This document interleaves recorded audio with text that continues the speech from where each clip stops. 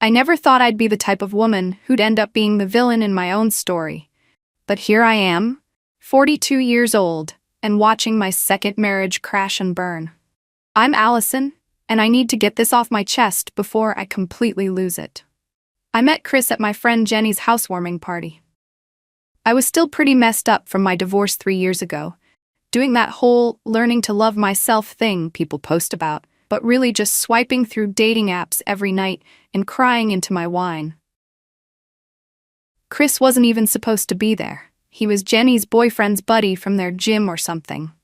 I remember he was wearing this plain blue button-down that actually fit him right, which was refreshing after all these dating app guys showing up looking like they got dressed in the dark.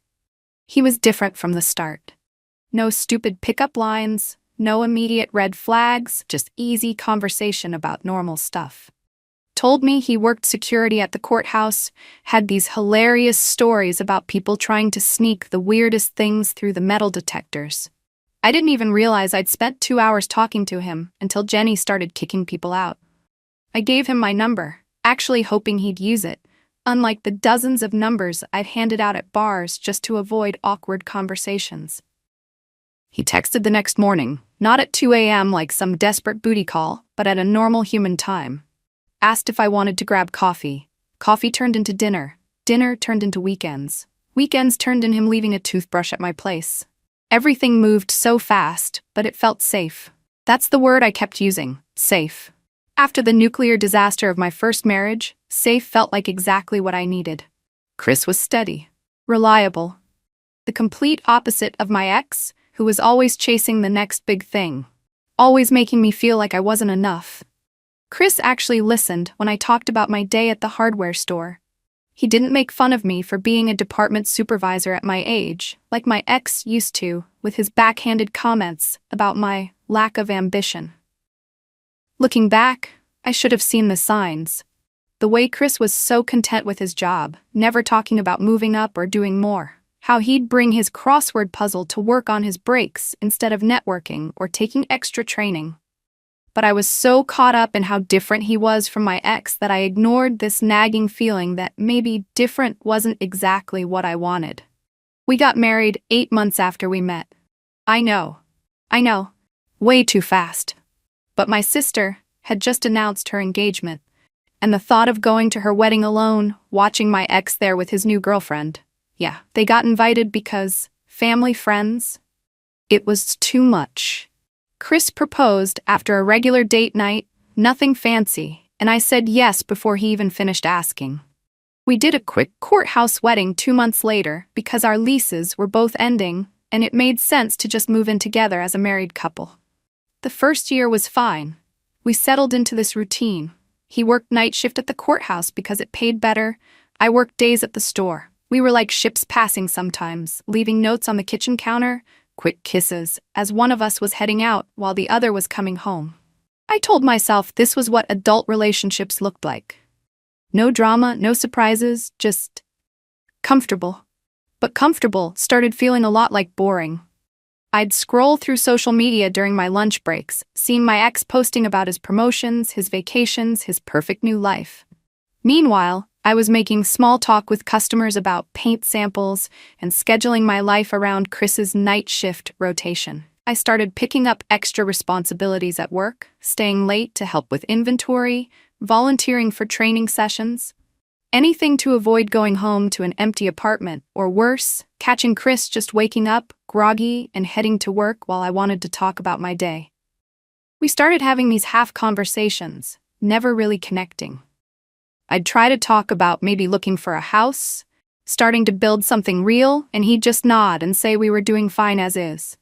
3 years in, and I'm starting to feel that same restless itch I felt in my first marriage. But this time it's different.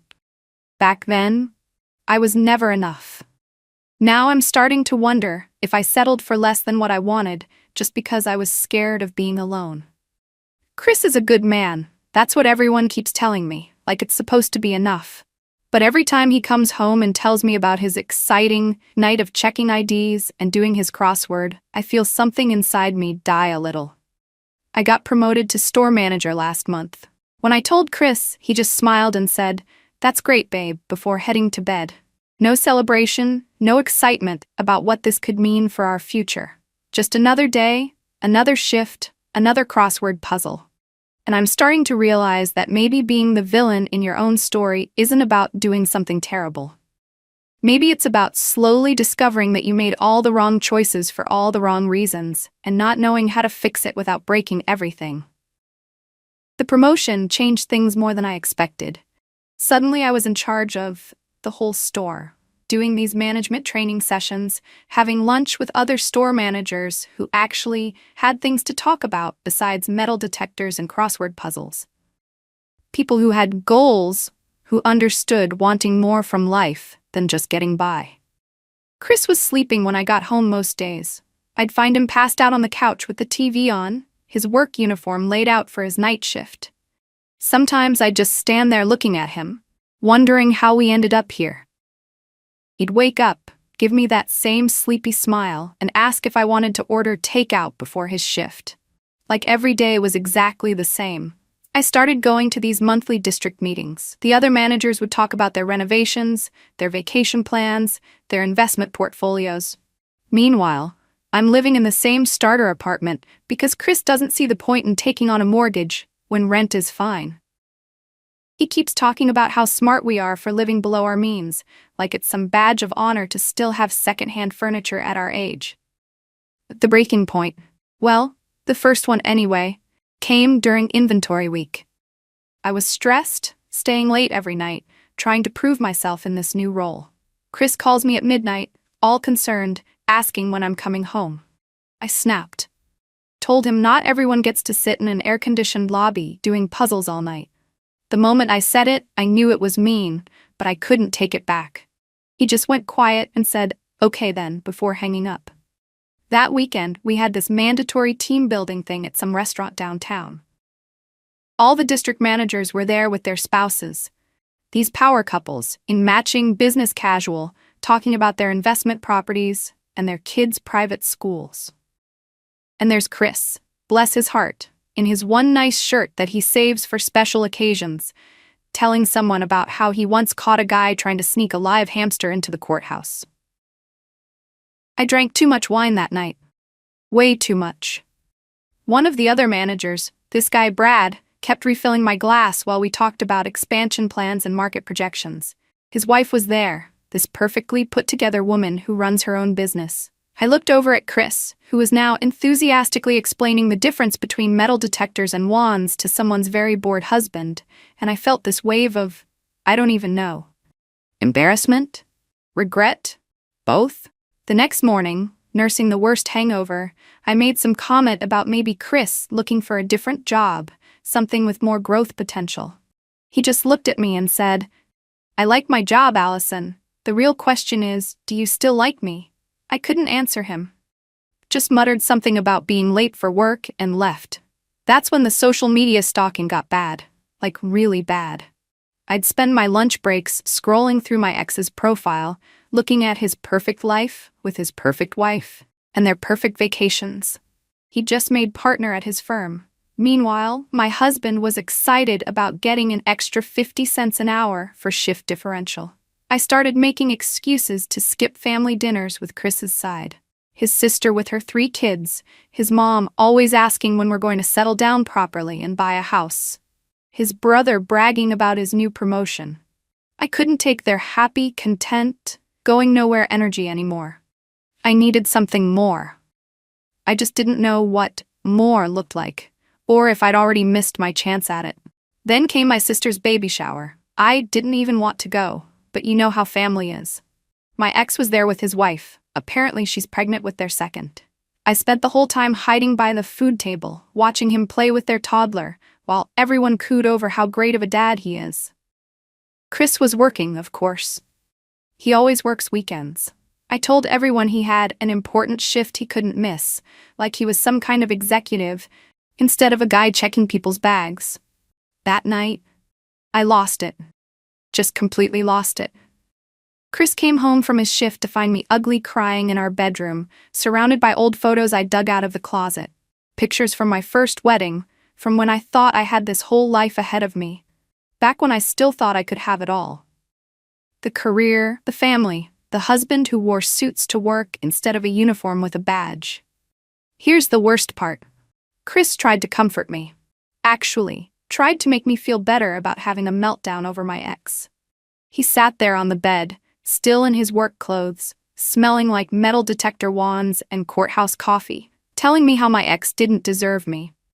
And all I could think was how my ex would never have taken a job where he had to wear a name tag. I said some things I shouldn't have. Told Chris he couldn't possibly understand what it's like to watch your dreams die. Asked him if he ever actually had dreams, or if checking IDs was really all he wanted from life. He just sat there, taking it, until I ran out of steam. Then he said something that hit way too close to home. You know, Allison, for someone who says they've moved on, you sure spend a lot of time looking backward. The next few weeks were tense. We barely talked beyond logistics. Who needed the car when? What bills were due? Whose turn it was to buy groceries? I stayed late at work every night, telling myself it was because of my new responsibilities. But really, I just couldn't stand the silence at home. Chris picked up extra shifts, probably for the same reason. One night, I was scrolling through Facebook and saw my ex had posted photos from their baby moon in Hawaii. The same place we'd talked about honeymooning before. Everything fell apart. I made this petty post about how some people peak in their 20s while others are still growing. Chris saw it. He knew exactly who I was talking about. Instead of fighting about it, he just sighed and said he was going to sleep on the couch. Like he couldn't even be bothered to be mad at me anymore. That's when Brad, my district manager, started paying more attention to me at work. Nothing inappropriate, just attention. He'd compliment my reports, ask my opinion in meetings, treat me like someone with actual potential. His wife runs this successful boutique downtown, and sometimes he'd mention how she's always looking for ambitious people to partner with. It was like getting a glimpse of the life I could have had, should have had, if I hadn't been so desperate to prove I wasn't damaged goods after my divorce. Looking back, I can pinpoint the exact moment everything fell apart. It was at Jenny's barbecue, the same friend who'd introduced me to Chris in the first place. The irony, right? Everyone was there. Our old friends, some people from work, including Brad and his wife. Chris had actually managed to get the night off, which should have made me happy. Instead, it just meant I had to watch him try to fit in with people who were way past his level. I'd had a few glasses of wine. Okay, more than a few. Brad's wife was talking about expanding her boutique to a second location, and Chris decided that was the perfect time to share his exciting news about maybe making shift supervisor at the courthouse. I couldn't help it. I rolled my eyes so hard I probably saw my own brain. Really, Chris? That's your big news? A shift supervisor position checking IDs? The words came out dripping with something ugly. The conversation around us got quiet, but I was too far gone to care. Chris tried to laugh it off, changing the subject to our upcoming anniversary. That just made it worse. 3 years of what? Watching him do crossword puzzles and telling the same stories about crazy people at the courthouse? You want to talk about our anniversary? I was practically sneering. Fine, let's talk about it. You know what I told Jenny last week? I rolled my eyes and said, I was desperate when I married you. And God, was I ever desperate. Couldn't even wait a full year after meeting you because I was so terrified of being alone. The look on Chris's face, I'd never seen him angry before. Not really. But in that moment, something snapped. He stood up, fists clenched, and everything he'd been holding back just erupted. Desperate? His voice was shaking. You want to talk about desperate? How about calling me every night for 2 months straight, crying about how you couldn't face your ex's wedding alone? How about begging me to move in after 6 months because your lease was up and you couldn't stand living by yourself? How about pushing for a wedding because you needed to prove to everyone you weren't damaged goods? I tried to interrupt, but he wasn't finished. You think I don't see you checking his Facebook every day? Posting those pathetic status updates about growing and knowing your worth? You want to know what real desperation looks like, Allison? It's a woman who married a man she clearly thinks is beneath her, just because she couldn't stand the thought of showing up to family functions alone. Brad and his wife were staring. Everyone was staring. Chris grabbed his keys. "Get in the car," he demanded. "We're going home." That's when I should have shut up, should have followed him to the car and begged for forgiveness. Instead, I doubled down. "At least my ex had goals beyond babysitting a metal detector," I spat out. "At least he—" Chris cut me off. "Your ex left you because you're exhausting, and now I get it." He looked around at our friends, at Jenny, who had introduced us, at Brad and his wife with their perfect life. "She's all yours. I'm done being her backup plan." He walked to his car alone, leaving me standing there with my wine glass and my superiority complex, watching the second man in my life drive away from me. The difference was, this time I knew exactly why. I'd love to say I chased after him, that I had some moment of clarity right then and there. But nope. Instead, I got even more drunk and posted this long, dramatic status about outgrowing relationships and choosing myself. Jenny drove me home around midnight. The apartment was dark. Chris had grabbed some clothes and left a note saying he was staying at his brother's. I called out sick the next day, partly because of the hangover, mostly because I couldn't face Brad after he'd witnessed my marriage imploding. I spent the whole day alternating between crying and posting cryptic quotes about toxic men and rising above. Real mature, I know. Chris didn't call, didn't text, nothing. By day 3, I was starting to panic. This wasn't how it was supposed to go. He was supposed to come crawling back, apologizing for embarrassing me in front of everyone. Instead, he just disappeared. Well, not disappeared. His brother's wife made sure to post pictures of them having family dinner, tagged him in some passive-aggressive post about finding peace away from drama. I tried calling him that weekend. Straight to voicemail. Sent this long text about how he misconstrued everything. How the wine had made me say things I didn't mean. He finally responded with 6 words. "I heard exactly who you are. Done." Work was a nightmare. Word got around fast. Small town, you know how it is. Brad started keeping our interactions strictly professional. His wife unfriended me on Facebook. Jenny, who'd introduced us in the first place, sent me this long message about how she couldn't believe what I'd said about Chris, how he was the best thing that ever happened to me. The worst part? They were right, all of them. But admitting that meant admitting that I'd screwed up not 1, but 2 marriages. That maybe the problem wasn't my ex or Chris or their jobs or their ambitions. Maybe the problem was me, always chasing some imaginary perfect life instead of appreciating what I had. Chris's stuff started disappearing from the apartment bit by bit. His brother would come by when I was at work, leave my key in the mailbox. Each time, another piece of our life together vanished.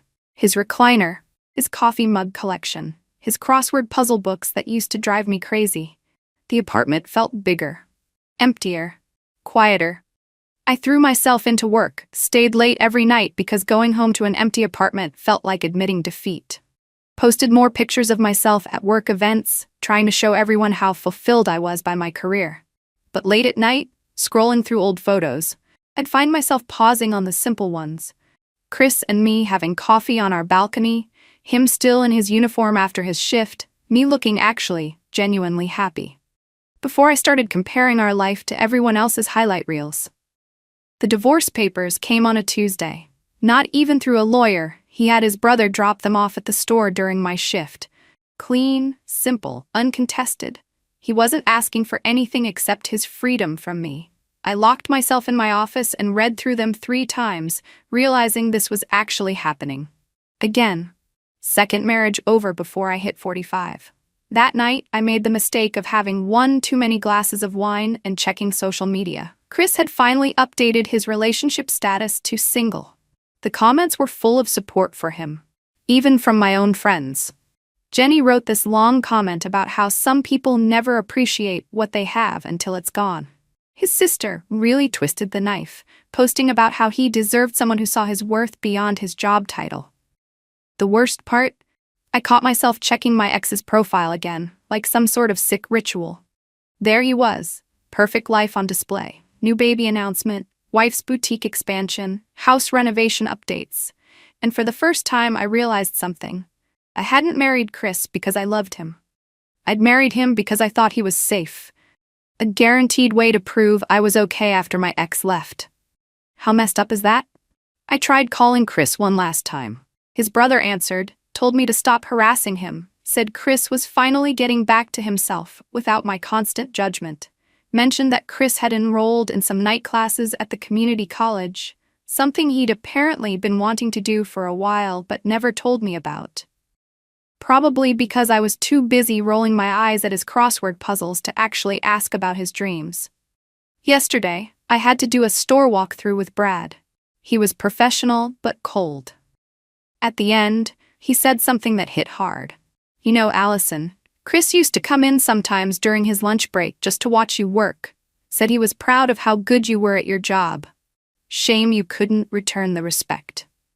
So here I am, sitting in what used to be our apartment, surrounded by half-empty rooms and too many memories. I posted some quote earlier about sometimes walking away is the strongest choice. Got a few likes, mostly from people who don't know the whole story. Tomorrow I'll probably post something about leveling up and knowing my worth. But the truth? The truth is, I took a good man who loved me despite all my baggage, who supported my career even when I belittled his, who was building his own dreams quietly while I was loudly chasing status, and I broke him. Just like I broke my first marriage. All because I couldn't stop measuring my life against some impossible standard set by social media and old regrets. I'd like to say I've learned my lesson, that I'll do better next time. But sitting here, signing these divorce papers, I know I'll probably keep making the same mistakes.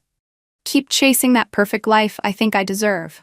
Keep comparing everyone to my ex, to Brad and his wife, to all these people who seem to have it figured out. The only difference is, this time I can't pretend I don't know why I'm alone. This time I know exactly what I threw away. And the worst part of me still thinks I deserve better than a courthouse security guard with a crossword puzzle habit. Even now, even after everything, I still can't admit that maybe, just maybe, he was too good for me all along.